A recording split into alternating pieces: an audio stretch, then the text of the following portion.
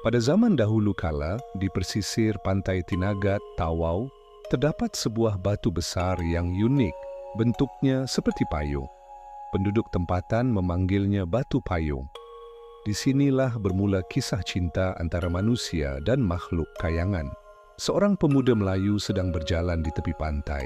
Apabila dia terlihat pemandangan luar biasa, beberapa putri kayangan turun dari langit dan mandi di sekitar batu itu.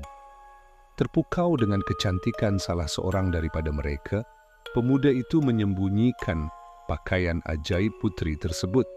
Tanpa pakaian itu, sang putri tidak dapat pulang ke kayangan.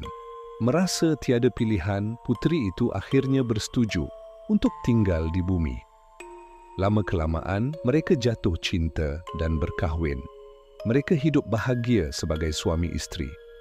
Namun begitu, jauh di sudut hati sang putri, dia masih merindui dunianya yang asal. Pada suatu hari, sebuah majlis keramaian diadakan. Putri itu diminta menari, tetapi dia memberi alasan hanya boleh menari jika memakai pakaian kayangannya. Suaminya yang tidak mengesyaki apa-apa, lalu mengembalikan pakaian tersebut. Sebaik sahaja putri itu menyarungkan pakaian kayangannya, tubuhnya mula terapung.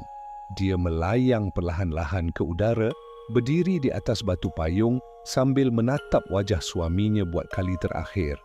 Pemuda itu, dalam panik dan kesedihan, cuba menahan isterinya dengan menebang batu tersebut. Namun usahanya sia-sia, putri itu terbang ke langit dan tidak pernah kembali. Sejak hari itu, bentuk asal batu payung tidak lagi kelihatan. Penduduk percaya ia sudah ditebang oleh pemuda tersebut dalam usahanya yang sia-sia. Kini, batu itu menjadi simbol cinta, kehilangan dan penyesalan. Sebuah legenda yang terus hidup dalam masyarakat Tidung di Tawau.